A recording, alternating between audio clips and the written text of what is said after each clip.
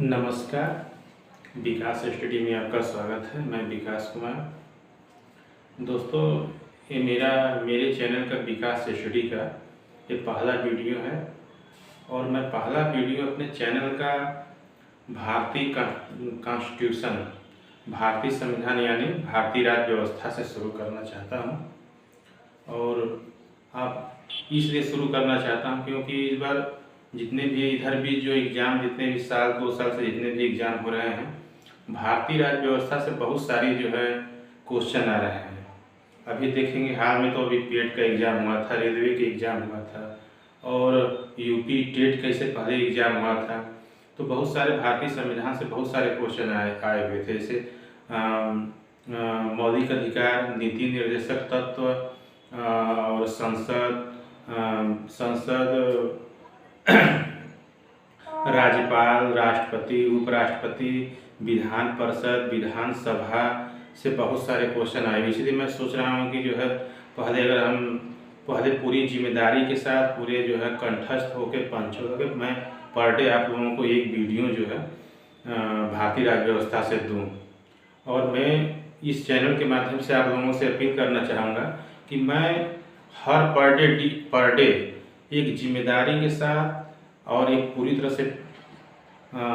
तरह से जो है ध्यान में रखते हुए, जैसे कि यूपी टेट, एसएससी, रेलवे, पेट को देखते हुए मैं ये वीडियो बनाऊंगा।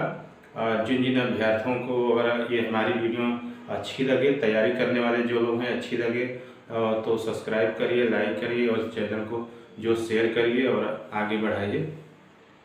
तो दोस्तों, हम आज जो है भारतीय संविधान के बारे में चर्चा करेंगे। दोस्तों, भारतीय संविधान की कुछ भूमिकाएं हैं। कहाँ से, किस तरह से जो है भारतीय संविधान का निर्माण करने की बात कैसे आ गई पहले, क्योंकि पहले हमारा देश जो था तो राजतंत्र था। तो राजतंत्र में जो है कोई एक लोकतांत्रिक तरीका नहीं था। हमारे देश में जो है एक भारतीय संविधान नहीं था, न लिखित था न अलिखित था। बस वहीं वेद पुराणों के अनुसार जो है जो भी रीति रिवाज थे, रूढ़िवादियाँ थी, उसी के हिसाब से हमारे देश को चलाया जा रहा था। यही कारण था कि हमारा देश जो है कई सालों तक मुस्लिमों से गुलाम रहा, फिर 2.25 साल तक अंग्रेजों से गुलाम रहा। अंग्रेजों तो आए तो यही रूढ़िवादिता को देखकर ही जो है, और जो है रूढ़िवादिता टूटी फूटी जो है विधियों को देखकर ही तो भारत में राज्य अपना स्थापित किए। पहले शुरू में अगर देखेंगे तो, अगर अध्ययन करेंगे तो भारत में 1498 में जो है वास्को डी गामा भारत में आया। पहले तो उसका मेन उद्देश्य था उसका बिजनेस करने का। जो है वास्को डी गामा एक नाविक था और एक बहुत बड़ा ब्रिटेन का बिजनेसमैन था। वो जो है नाव के सहायता से भारत के दक्षिण भारत में जो है केरल के तट पर कोच्चि नामक स्थान पर उसने आया और यहाँ पर अध्ययन किया और देखा कि बहुत सारे यहाँ पर जैसे जो संसाधन है, जैसे खाने पीने वाले चीज़ें जो है, सूती वस्त्र उद्योग हुआ, बहुत सारे ऐसे हैं जो यहाँ पर उनका जो कद्र नहीं होती थी। तो वहाँ पर देखा कि यहाँ पर बहुत सारे जो है केरल में जो है, कर्नाटक में काली मिर्च मसालों की बहुत ज़्यादा खेती होती थी। और खेती होती थी, यहाँ के भारतीय जो लोग थे जो है उसका महत्व नहीं समझते थे, महत्व उतना देते थे जो है। तो उसने जो है उस काली मिर्च मसाले को, जो आज हम लोग खड़ा मसाला कहते हैं, उस मसाले को उसने खरीद कर लेगा इंग्लैंड के बाज़ारों में बेचा और यहाँ से जितनी पूंजी लगाया था वहाँ पर इंग्लैंड में उसको 60 गुना तक फायदा हुआ। और जब 60 गुना फायदा हुआ तो इंग्लैंड के बाज़ारों में धूम मच गई कि ऐसा एक पूर्वी देश में एक ऐसा इंडो इंडियन देश है जहाँ पर जो है बहुत सारे ऐसे जो है मसाले बिकते हैं जो हमारे पाश्चात्य सभ्यता यानी ब्रिटेन में, पुर्तगाल में बहुत सारे अगर मार्केट में वहाँ से लाकर उतारा जाए तो हम लोगों को बिजनेस में बहुत ज़्यादा फायदा हुआ। तो धीरे धीरे वास्को डी गामा के बाद जो है बहुत सारे देश भारत में आने लगे और जैसे कि होड़ लग गई। जैसे पहले जो है पुर्तगाली आया था, वास्को डी गामा पुर्तगाली आया था, डच आए, फिर अंग्रेज आए, फ्रांसीसी आए। सबने जो है बिजनेस करने के पर्पज से जो है आए और बिजनेस किए भी जो है। और भारत में बिजनेस करने के बाद बहुत सारे जो है फायदा भी कमाए। लेकिन जो अंग्रेज जो आए, अंग्रेज बिजनेस करने के क्षेत्र में आए, मगर बिजनेस के लिए आए, मगर उन्होंने देखा कि यहाँ पर बहुत ज़्यादा अशिक्षा है, और यहाँ पर राजतंत्र है, और राजतंत्र में एक राजा था, राजा यहाँ का है तो वो भी निरंकुश है, वो सत्ता का सही से संचालन नहीं कर पा रहा था। धीरे धीरे वो अंग्रेज तो यहाँ के राजनीति में हस्तक्षेप करने लगे। राजनीति में हस्तक्षेप करते करते जो है उन्होंने जो है धीरे धीरे वहाँ ईस्ट इंडिया कंपनी की स्थापना की। ईस्ट इंडिया कंपनी के माध्यम से धीरे धीरे पूरे पूरे हमारे भारत पर अधिकार कर दिया। अब तमाम तरह के अपने जो है फूट डालो राज करो की नीति के द्वारा जो है ऐसे राज की कम से कम हमारे देश में 2.25 साल तक जो है राज किया। और धीरे धीरे उनका मेन उद्देश्य था, हमारे देश को कॉलोनी के रूप में देखते थे। वो देखते थे कि हमारा ये इंडिया एक, हमारा इंग्लैंड का एक कॉलोनी है, यहाँ के जितने भी संसाधन है वो हमारा है। वहाँ से जितने भी जो है कच्चा माल होता था, सूती वस्त्र के जो सामान होते थे, नील की खेती, यहाँ पर जैसे कि इंग्लैंड में जो है औद्योगिक क्रांति जब हुई तो यहाँ से जो है कच्चा माल गया। वहाँ का मार्केट को जो है ज़्यादा जो है डेवलप करने की बात आई तो यहाँ से सूती वस्त्र गया जो है, और ये सूती वस्त्र को बनाने के लिए बहुत सारे नील की खेती करवाना शुरू कर दिए जो है यहाँ पर जो है। तो यहाँ का कच्चा माल वहाँ पर ले जाते थे और वहाँ इंग्लैंड में जो है कंपनियों में बेचते थे, लगाते थे। वहाँ इंग्लैंड की जो बहुत सारी कंपनियाँ थी बहुत सारा डेवलप कर गई। तो धीरे धीरे यहाँ के भारतीयों को ऐसा लगा कि हमारा जो है इंग्लैंड तो आ रहे हैं, इंग्लैंड वाले आ रहे हैं भारत का विकास करने के लिए, और कहीं न कहीं हमारे देश का जो है दोहन कर रहे हैं। हमारे देश का दोहन कर रहे हैं, हमारा देश तो खोखला हो रहा है, मगर उनका देश काफ़ी आगे जा रहा है, उनकी अर्थव्यवस्था आगे बढ़ रही है। तब एक जो है राजनेता थे दादा भाई नौरोजी ने धन निकासी संबंधित बहुत ध्यान दिया कि अंग्रेज जो यहाँ से धन ले जा रहे हैं या कच्चा सामान ले जा रहे हैं, कोई भी ले जा रहे हैं, उसका आय व्यय पर ध्यान दिए। देखें कि यहाँ से तो सामान बहुत सारे जो है कच्चा सामान जो है ले जा रहे हैं, मगर उसके बदले कोई धन हमारे भारत में उसके बदले हमको इंडिया को दे नहीं रहे हैं। कोई आय व्यय का एक लिखित प्रावधान नहीं था, न कोई हिसाब बारी था जो है। तो जो है दादा भाई नौरोजी ने एक पुस्तक लिखी on British rule of India. उन्होंने पहली बार धन निकासी के सिद्धांत पर भारत के वासियों पर इस तरफ ध्यान खींचा। उन्होंने बताया कि हमारे हर प्रति व्यक्ति आय जो है 21 रुपये है, और इंग्लैंड से में जो भी बिजनेस हो रहा है हमारे ही भारत के ही दम पर, उसकी जो नींव जो बिजनेस की जो है उद्योग जो खड़ा किया गया है उसकी नींव जो है हमारा ही देश है। हमारे ही देश में जो है से ही जो सामान जाता है वहाँ पर जो है वहाँ के फैक्ट्रियों में लगाया जाता है। वहाँ की कंपनियाँ में जैसे सूती वस्त्र हो गया, इंडस्ट्री संबंधित हो गया, लोहा का कारखाना हो गया, वो चलाया जाता था। तो धीरे धीरे यहाँ पे धीरे धीरे जागरूकता होने लगी। जागरूकता होते होते तो यहाँ के राजनेताओं ने सोचा कि क्यों न हमारा एक जिस तरह से जो है अंग्रेज यहाँ पर समय समय पर अधिनियम पारित करते थे, पारित करके देश को चला देते, क्यों न पारित करके चला देते यहाँ के लोगों ने सोचा कि क्यों न हमारा एक ऐसा संविधान हो जो खुद हमारे द्वारा लिखा गया हो और हमारे द्वारा संचालित किया जाए। तो सन 1906 ईस्वी में दादा भाई नौरोजी की अध्यक्षता में कलकत्ता में एक अधिवेशन हुआ। सर्वप्रथम वहाँ से जो है स्वराज शब्द का प्रयोग किया गया। स्वराज मतलब ऐसा शासन हो जो स्वयं का शासन हो। स्वयं का शासन है, स्वयं जो है हमारे जो है हम उसको चलाएं और हमारे द्वारा हो और हम सत्ता में हों। तो धीरे धीरे जो है लोगों में जागरूकता होने लगी और संविधान की मांग करने लगे। तो एक बार जो है इसी तरह से बहुत सारे आंदोलन हुए जैसे कि उदारवादी आंदोलन, उग्रवादी आंदोलन हुए। तो अंग्रेजों को धीरे धीरे ऐसा लगने लगा कि अब जो है हम यहाँ पर जनता यहाँ की अब जाग रही है और हमारा यहाँ पर राज करना अब ज़्यादा दिन हम राज नहीं कर पाएंगे। तो उन्होंने 10-10 साल का एक जो है समीक्षा करते थे। तो एक बार जो है सन 1927 में उन्होंने एक समीक्षा किया, जो साइमन कमीशन भारत में भेजा। एक 7 सदस्यों की एक कमेटी थी, भारत में भेजा और देखा कि अगर यहाँ पर भारतीय जब भारतीय संविधान की बात करने के लिए बात करते हैं, तो क्या भारतीय इतने सक्षम हो गए हैं कि वो इतने बड़े देश का वो संचालन कर सकते हैं? उनके पास एक विधि कोई है, कोई नियम है, कानून है, संविधान है? तो उन्हें साइमन कमीशन भेजा, और साइमन कमीशन का मेन उद्देश्य था सत्ता का स्थानांतरण करना। मतलब कि सत्ता का स्थानांतरण मतलब कि अंग्रेजों द्वारा सत्ता जो चलाई वो सत्ता भारतीयों को देना। वो समीक्षा हुई, फिर समीक्षा के करने के बाद धीरे धीरे अंग्रेजों को लगने लगा ऐसा कि ठीक है, अब हम जो है आपको सत्ता दे देंगे, मगर उनकी एक चुनौती थी कि हम देकर चले जाएंगे, मगर इतने बड़े हमारा साम्राज्य है, इतनी बड़ी जनता है, उसको चलाने के लिए कोई न कोई एक लिखित संविधान होना चाहिए, चाहे लिखित हो चाहे अलिखित हो, संविधान होना चाहिए। तो उन्होंने प्रस्ताव लिखा कि पारित किया कि आप जो है एक लिखित संविधान बना लीजिए, और संविधान बनाने के बाद आप बना लेंगे तो हम आप देश को चले जाएंगे, इसी से चले जाएंगे। फिर वो उसके बाद जो है संविधान का निर्माण होता है, और भारतीय संविधान सभा द्वारा भारतीय संविधान का निर्माण होता है, और संविधान निर्माण होने के बाद यहाँ से अंग्रेज जो है देश को छोड़कर चले जाते हैं। कुछ हम आप लोगों को जो है एग्जाम के पॉइंट ऑफ व्यू से जो है कुछ नोट्स कराएंगे, आप उसको जो है नोट करिएगा 1 मिनट।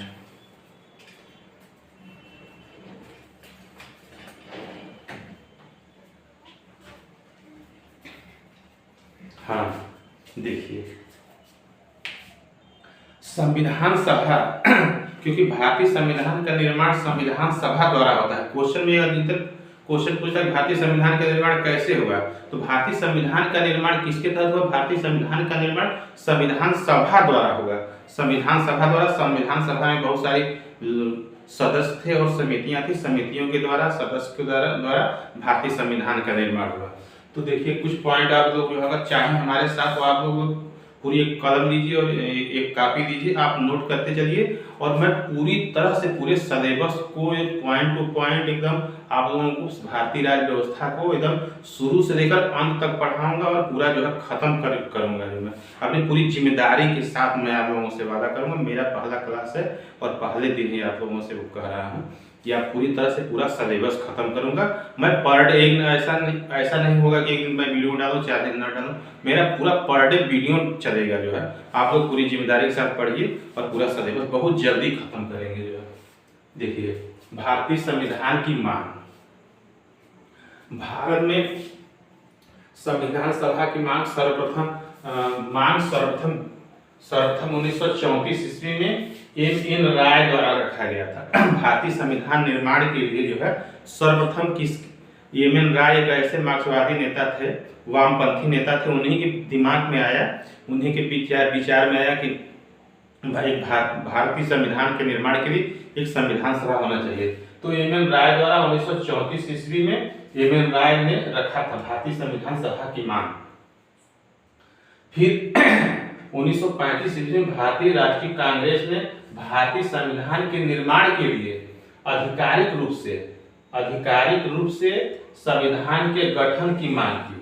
संवैधानिक रूप से 1935 में कांग्रेस ने संवैधानिक रूप से एक संविधान सभा के गठन की मांग की, मतलब इस संविधान सभा के गठन कर दिया जाए और संविधान का निर्माण की प्रक्रिया शुरू हो जाएगी। फिर 1946 ईस्वी में ब्रिटिश शासन द्वारा कैबिनेट मिशन को भारत भेजा गया। कैबिनेट मिशन को 1946 ईस्वी में कैबिनेट मिशन को भारत भेजा गया। जिसके आधार पर भारत में संविधान निर्माण के लिए संविधान सभा का गठन किया गया। कैबिनेट मिशन के द्वारा किस मिशन के द्वारा, क्वेश्चन में एग्जाम में बहुत बार पूछा, किस मिशन के द्वारा संविधान सभा का निर्माण किया गया? कैबिनेट मिशन के द्वारा। देखिएगा पॉइंट, कैबिनेट मिशन में 3 सदस्य थे। कैबिनेट मिशन जब भारत आया, जो है संविधान सभा का गठन करने के प्रस्ताव लेकर आया, तो उसमें 3 सदस्य थे। कैबिनेट मिशन में 3 सदस्य थे। पहला स्टैटफोर्ड क्रिप्स, एक क्वेश्चन कई बार एग्जाम में पूछा है, स्टैटफोर्ड क्रिप्स, पैट्रिक लॉरेंस और ए.बी. अलेक्जेंडर। स्टैटफोर्ड जो है अध्यक्ष थे बोर्ड ऑफ ट्रेड के, मतलब इंग्लैंड में एक बोर्ड ऑफ ट्रेड के उसके जो है स्टैटफोर्ड क्रिप्स अध्यक्ष थे, और पैट्रिक लॉरेंस भारत के सचिव, जो समय समय पर जो है इंग्लैंड जो है भारत के लिए कि एक सचिव नियुक्त करता था। सचिव नियुक्त करता था इंग्लैंड के द्वारा, वहाँ के संसद द्वारा नियुक्त होती। तो पैथिक लॉरेंस सचिव थे। फिर तीसरा ए.बी. अलेक्जेंडर, एक कैबिनेट मिशन, ए.बी. अलेक्जेंडर। अब ये पैथिक लॉरेंस, पॉइंट एक नोट करिएगा जो है, पैथिक लॉरेंस के ही नेतृत्व में कैबिनेट मिशन आया था। कैबिनेट मिशन का नेतृत्व करता ही पैथिक लॉरेंस था जो है, जो भारत का सचिव था। तो अगला पॉइंट करिएगा जो है, हेडिंग रहेगा संविधान सभा का गठन। कैबिनेट मिशन योजना के द्वारा नवंबर 1946 में संविधान सभा का गठन हुआ। कैबिनेट मिशन योजना के द्वारा 1946 में संविधान सभा का गठन हुआ, जिसकी प्रमुख विशेषताएं थी। पहला, ब्रिटिश प्रांत और देशी रियासतें। नहीं, संविधान सभा की कुल सदस्य संख्या, जैसे संविधान सभा का जब गठन किया गया संविधान बनाने के लिए, तो उसमें जो है क्योंकि भारत देश का संचालन राज्य जो है कुछ हिस्सा जो है अंग्रेजों के हाथ में था, क्षेत्र में था, और कुछ देशी रियासतों के क्षेत्र में था। जैसे अंग्रेजों के वैसे बहुत सारा हिस्सा जो अंग्रेज ही शासन करते थे। कुछ ऐसे हिस्से थे जैसे कि राजा महाराजा और देशी रियासतें थी। कुछ रियासतें ही भारत पर अधिकार मतलब की सत्ता चलाती थी। जैसे जो है आपका जूनागढ़ हुआ, जम्मू कश्मीर हुआ, जो है हैदराबाद की रियासतें थी। तो वहाँ के तो ब्रिटिश दो भागों में गए। इस संविधान सभा में कुल सदस्य की संख्या 389 थी। पहला कुछ ब्रिटिश प्रांत से और दूसरा देशी रियासतें और ब्रिटिश प्रांत से। तो हर सीट पर अर्थात प्रांतों में एवं देशी रियासतों की उनकी जनसंख्या के अनुपात में अर्थात 10 लाख की जनसंख्या के आधार पर सीटें आवंटित की जानी थी। मतलब संविधान सभा में जो है जनसंख्या 10 लाख के जनसंख्या के आधार पर सीटें आवंटित की गई थी। जितने भी जिसे 389 सदस्य थे, तो सदस्यों को 10 लाख की जनसंख्या पर एक सदस्य हुआ करते थे। तो 389 सदस्य जो है 10 लाख की जनसंख्या के थे। संविधान सभा की कार्यप्रणाली। संविधान सभा की पहली बैठक 9 दिसंबर 1946 को हुई, जिसमें संविधान सभा की पहली बैठक 9 दिसंबर 1946 को हुई, जिसका मुस्लिम लीग ने बहिष्कार कर दिया। पहली ही बैठक हुई संविधान सभा की, और पहले ही बैठक को ही जो है का ही बहिष्कार कर दिया मुस्लिम, क्योंकि उस समय जब देश का स्वतंत्रता आंदोलन चल रहा था, दो ही पार्टी सबसे बड़ी पार्टी थी, सबसे महत्वपूर्ण पार्टियां थी। जैसे भारतीय राष्ट्रीय कांग्रेस, ऐसा कहा जाता है कि भारतीय राष्ट्रीय कांग्रेस में ऐसे तो उसमें हिंदू मुस्लिम सारे नेता ही थे, मगर मुस्लिम लीग थी जो मुस्लिमों का नेतृत्व किया करती थी। क्योंकि पहली बैठक जब 9 दिसंबर 1946 को हुई, तो मुस्लिम लीग ने इसलिए बहिष्कार कर दिया क्योंकि वो पाकिस्तान की मांग करते थे कि हमारा एक पाकिस्तान हो, हमारा एक अलग संविधान सभा हो, हमारा एक संविधान अलग हो, और हमारा राष्ट्र भी एक अलग हो। हमारे राष्ट्र के लिए एक अलग संविधान हो और संविधान सभा हो, संविधान सभा के द्वारा हमारा जो है संविधान। इसलिए जो है मुस्लिम लीग ने जो है इसका संविधान सभा का बहिष्कार कर दिया। यहाँ पर है मुस्लिम लीग ने के द्वारा संविधान सभा का बहिष्कार कर दिए जाने के बाद, जब मुस्लिम लीग संविधान सभा का बहिष्कार कर दिया, तो संविधान सभा में सिर्फ 211 सदस्यों ने ही भाग। जब मुस्लिम लीग के सदस्य चले गए, तो संविधान सभा के सदस्यों की संख्या 211 ही बच गए। फिर अगली कार्रवाई शुरू होती। फ्रांस की तरह भारतीय संविधान सभा में भी सबसे वरिष्ठ सदस्य सच्चिदानंद सिन्हा को 13 दिसंबर 1946 को संविधान सभा का अस्थायी सदस्य चुना गया। जैसे कि फ्रांस में देखें, जब फ्रांस का भी संविधान सभा का निर्माण हो रहा था भारतीय संविधान बनाने के लिए, तो वहां पर भी जो है अस्थायी सदस्य अध्यक्ष चुना गया। जो उसमें सबसे वरिष्ठ सदस्य थे उन्हीं को ही अस्थायी अध्यक्ष चुन लिया गया था। उसी के तर्ज पर उन्हीं का अनुकरण करने किया गया। यहाँ भी उन्हीं का फ्रांस का ही अनुकरण किया गया। तो फ्रांस की तरह ही भारतीय संविधान सभा में सबसे वरिष्ठ सदस्य सच्चिदानंद सिन्हा को 13 दिसंबर 1946 को संविधान सभा का अस्थायी सदस्य चुना गया। देखिए यहाँ पर नोट करिए कि जो सच्चिदानंद सिन्हा को अस्थायी सदस्य जो है यहाँ पर चुना गया, सच्चिदानंद सिन्हा को अस्थायी सदस्य चुना गया। फिर 4 दिन बाद 13 दिसंबर 1946 को डॉक्टर राजेंद्र प्रसाद को विधानसभा का अस्थायी अध्यक्ष निर्वाचित हुए। फिर 13 दिसंबर 1946 को डॉक्टर राजेंद्र प्रसाद को संविधान सभा का अस्थायी अध्यक्ष निर्वाचित हुए, चुने नहीं गए। सच्चिदानंद सिन्हा चुने गए थे, ये निर्वाचित हुए। फिर संविधान सभा के 2 उपाध्यक्ष निर्वाचित हुए थे। संविधान सभा में जो है अध्यक्ष के बाद से राजेंद्र प्रसाद के बाद उनके जो असिस्टेंट से 2 उपाध्यक्ष भी निर्वाचित हुए थे। एक और देखिए, संविधान सभा की पहली बैठक दिल्ली के काउंसिल बार के चैम्बर के पुस्तकालय भवन। संविधान सभा की पहली बैठक दिल्ली में हुई थी। दिल्ली में जो है काउंसिल बार के चैम्बर के पुस्तकालय भवन में पहली बैठक हुई थी। फिर आगे देखिए, संविधान सभा की प्रमुख समितियां, जैसे भारतीय संविधान सभा का जब गठन हुआ तो भारतीय संविधान का निर्माण करने के लिए गठन हुआ, तो संविधान का निर्माण एक छोटी मोटी तो प्रक्रिया थी नहीं, बहुत बड़ी प्रक्रिया थी। तो बहुत सारी जो है समितियों का, छोटी बड़ी समितियों का गठन किया है। तो हम एग्जाम के जो है के पर्पज से जो है हम प्रमुख जो बड़ी बड़ी समितियां 8 समितियां थी, वो 8 समितियों का ही जिक्र करेंगे जो है। तो विधानसभा में संविधान के निर्माण से संबंधित कार्यों का करने के लिए कई समितियों का गठन किया गया। इसे प्रमुख 8 समितियां हैं। पहली संघ शक्ति समिति, पंडित जवाहरलाल नेहरू को बनाया गया। प्रांतीय समिति, सरदार वल्लभ भाई पटेल को बनाया गया। तीसरी संचालन समिति, डॉक्टर राजेंद्र प्रसाद को बनाया गया। चौथी मौलिक अधिकारों और अल्पसंख्यक जनजाति की समिति, वल्लभ भाई पटेल को बनाया गया। प्रारूप समिति का अध्यक्ष डॉक्टर बी.आर. अम्बेडकर को बनाया गया। छठवां राज्यों के लिए समिति समझौते के लिए पंडित जवाहरलाल नेहरू को बनाया गया। जैसे बहुत सारे ऐसे राज्य थे जो भारत में विलय अपना नहीं करना चाहते थे, जो नहीं चाहते थे कि भारत में हम विलय हो, एक लोकतांत्रिक प्रक्रिया के द्वारा देश को चलाया जाए, संविधान के द्वारा चलाया। तो उनके लिए उनसे राय मशवरा के लिए, समझौते के लिए संविधान सभा में आने के लिए, लोकतंत्र का निर्माण करने के लिए जो है ये एक समिति बनी। ये समितियां जाकर जो है देश राजाओं से समझौता करती थी। उसी समझौते की तरह जम्मू कश्मीर का जो मैटर फंस गया था, जो है जम्मू कश्मीर का मैटर फंसा, पंडित जवाहरलाल नेहरू यहीं पर असफल माना जाता है इनको जो है, और समझौता नहीं कर पाए। जम्मू कश्मीर को एक अलग जो है विशेष दर्जा दे दिया गया था।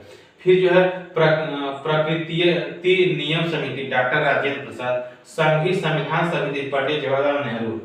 इन 8 समितियों में एक समिति सबसे महत्वपूर्ण थी, जिनका सबसे ज्यादा जिम्मेदारी था भारतीय संविधान का निर्माण करने के लिए। उस समिति का नाम था प्रारूप समिति, इंग्लिश में ड्राफ्टिंग। उस समिति का नाम था जो है प्रारूप समिति, हाँ, जिसे ड्राफ्टिंग कमेटी भी कहा जाता है। इसके अध्यक्ष डॉक्टर बी.आर. अम्बेडकर थे।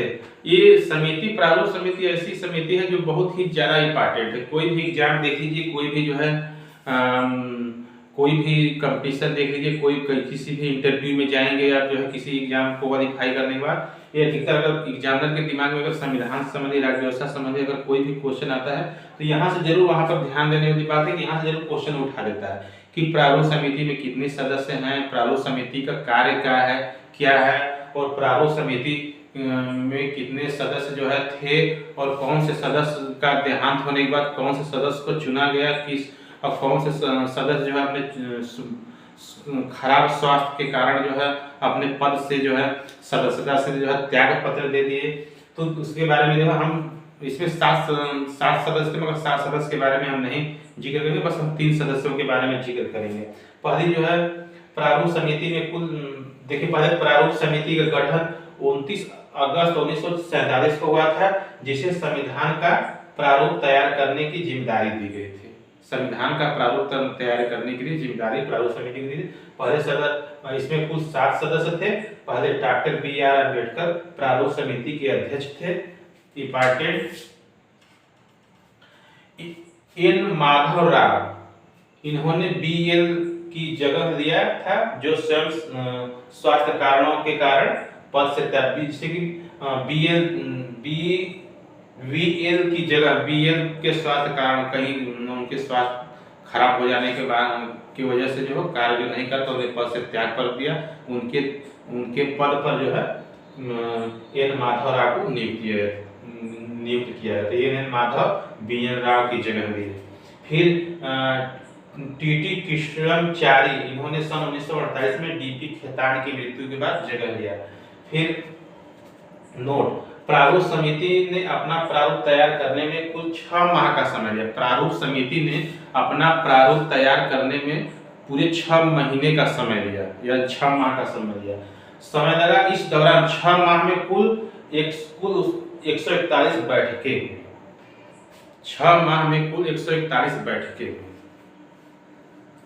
देखिए, प्रारूप समिति का जो है सबसे महत्वपूर्ण कार्य ये हो जाता है कि भारतीय संविधान का जब निर्माण हो रहा है तो बहुत सारे नेताओं को, समितियों को भेज दिया गया था। किसी को ब्रिटेन भेज दिया गया, किसी को अमेरिका भेज दिया गया, या वहाँ के संविधान का जो है आपको अध्ययन करने के लिए कहा है कि आप जो है अमेरिका का संविधान का अध्ययन करिए, आप ऑस्ट्रेलिया के संविधान का अध्ययन करिए, जापान का संविधान का अध्ययन करिए। और वहाँ के जो लोकतंत्र को आगे बढ़ाने में जो बातें आर्टिकल, लोकतंत्र को मजबूत करने के लिए जो आर्टिकल हैं, अगर ऐसा लगे कि भारत का विकास उस आर्टिकल से है, लोकतंत्र को आगे बढ़ाया जा सकता है, उस आर्टिकल को लाइए और भारतीय संविधान में शामिल करें। तो जो जितने भी समितियां थी, राजनेता थे, जो उनको जिम्मेदारी थे कि वो अच्छे जो उनको समझ में आता था कि जो आर्टिकल अच्छे हैं, जो बातें अच्छी हैं, तो प्रारूप समिति को जो है दे दी जाती थी। तो प्रारूप समिति को ही पसंद को मतलब फाइनल करना होता था कि